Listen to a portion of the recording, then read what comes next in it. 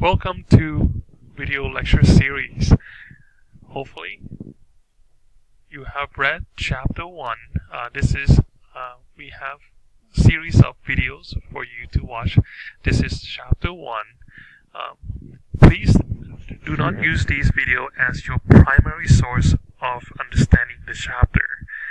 These videos are meant as a complementary to help you understand the chapter, only focusing on the key concept after you actually read the chapter. We highly recommend that you read the chapter first and then watch these videos. These videos will help kind of solidify the ideas, the key idea that we want you to get out of those chapters. Without further ado, let's talk about chapter 1. These are the things that we'll be covering in chapter 1, our agenda. Again, hopefully by now you should have read chapter 1. So, when we talk about research method is similar to the way that you look for products. When you're looking and searching for products and wanting to know whether these products actually work the way their claim, whatever they are claiming, you want to know that these products actually are working. And one of the examples I have here is the Elevation Training Mass 2.0. Does that actually work the way it's saying? That help increase the performance and help increase the endurance of the athletes? There are thousands of products out there, especially I'm sure when you want to buy a tech type of product. You probably watch YouTube videos in terms of unboxing the product, or even people who used it and test it out and kind of tell you what they think about the product before you actually make your purchase.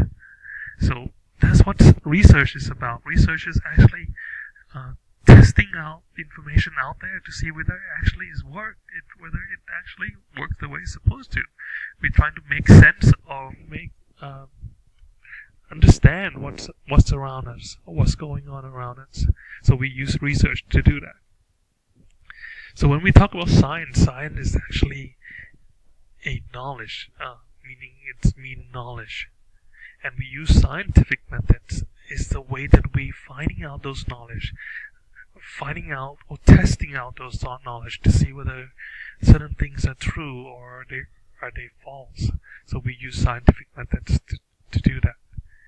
And there are 6 steps how we test out the claim. First is we identify the problem, we develop the plan, conduct the study, analyze the data, communicate the result, and then generate more new ideas. And then we test another problem, find another problem, we test out another claim.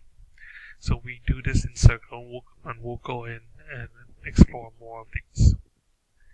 The first step really is identifying that problem, identifying what the problem is. And this is a very important step because oftentimes we use this step to create more innovative ideas. All of the innovation or invention that you see out there, even all the infomercials products that you see out there, come up from this very own step. Come up with this first step, identifying the problem.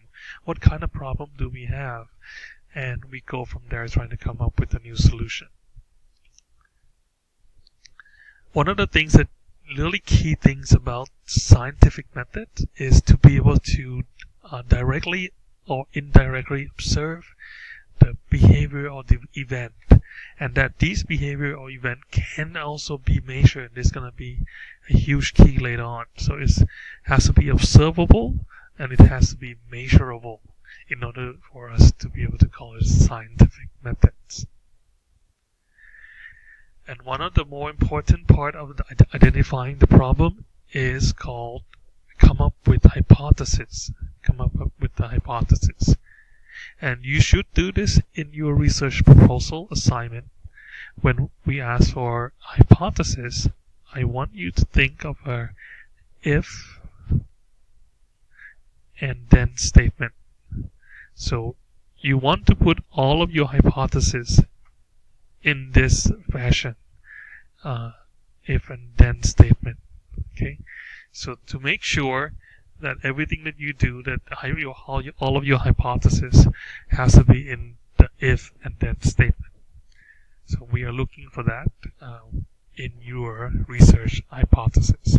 For instance, you would say if the sun if the sun rises on the east, then I should be able to see the sun come up in the horizon in the morning on the east side of town every morning. Okay, so that's an if and then statement. And I have a little example for you as well. For instance, grade school children make food choice based on the image and packaging. Okay, and which they do oftentimes. And grade school student can understand emojicons. They understand what that smiley face or that OK sign means. So if we mix the two, can grade school children use emojicon to identify good food and bad food? If we have a happy face on the food, that's a healthy and good food for them to eat. And if you have a sad face, that means that food is the junk food and they shouldn't be eating it. Unfortunately, someone is actually took this idea and ran the opposite way.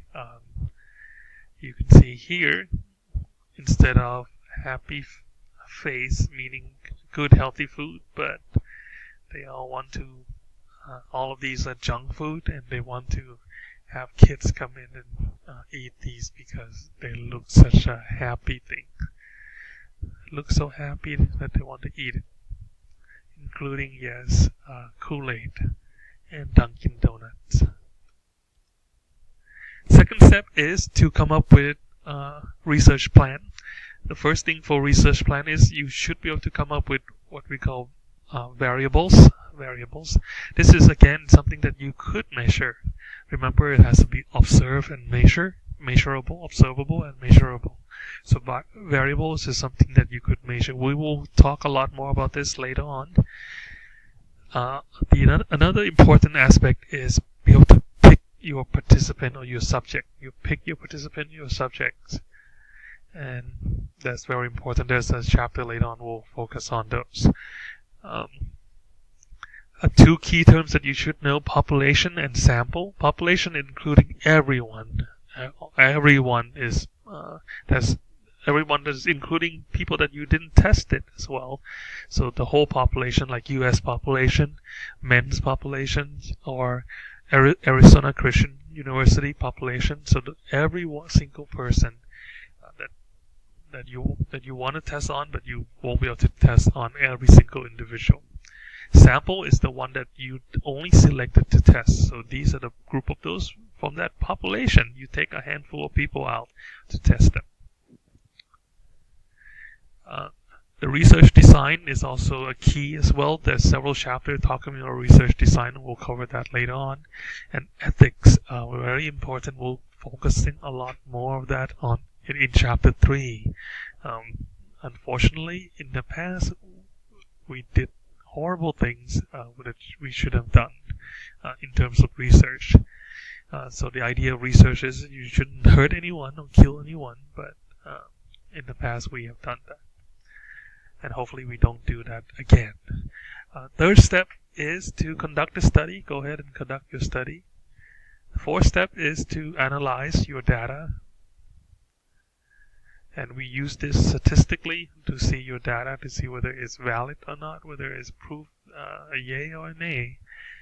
And fifth step is to communicate those data. And we do that based by your writing, and oftentimes we use APA. Some discipline use MLA as well.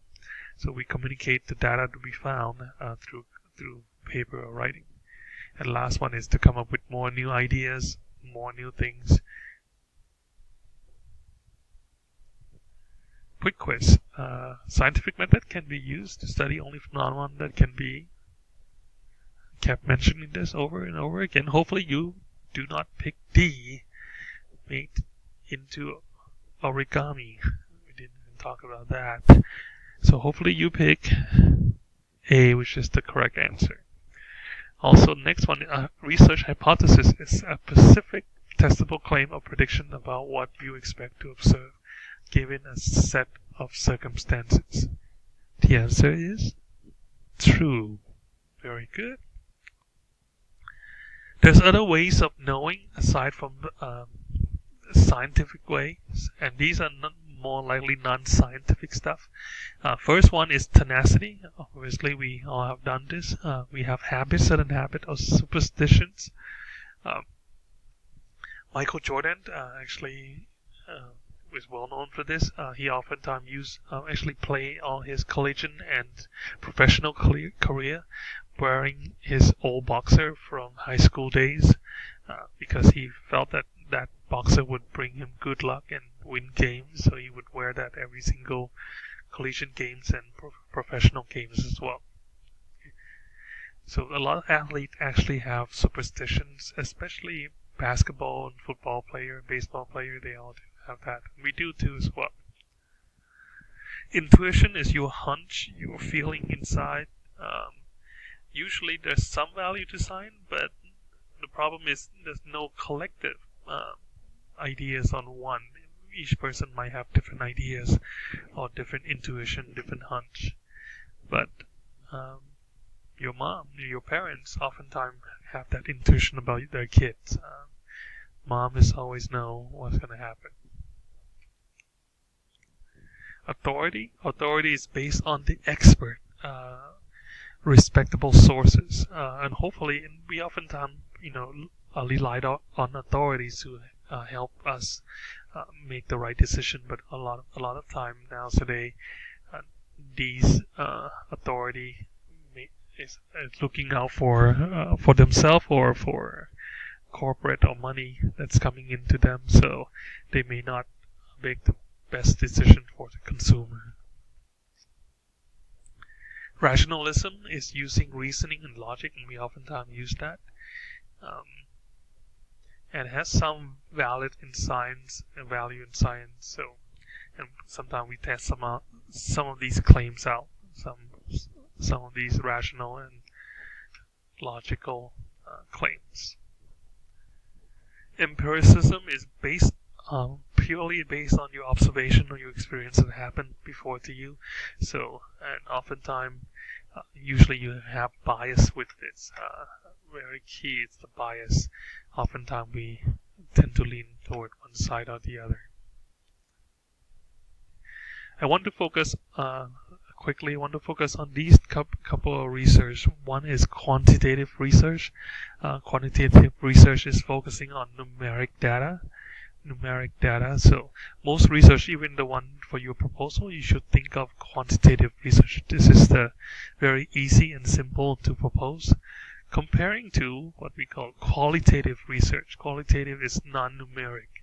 This is a lot harder to use because you cannot use statistically, you cannot prove it statistically because it's based on the conclusion, based on logical thinking. And for this class, I would highly recommend using quantitative. So it's a lot easier to test. Last few slides, pseudoscience. We have a lot of claims, especially on internet, about things are scientific, things are true. And a lot of time these claims are not tested. This has not been scientifically proven to see whether it's true or not. And we call these two pseudoscience. We have tons of this spreading around on the internet. Quick quiz again. Hopefully, this one you would answer. Tenacity. Very good.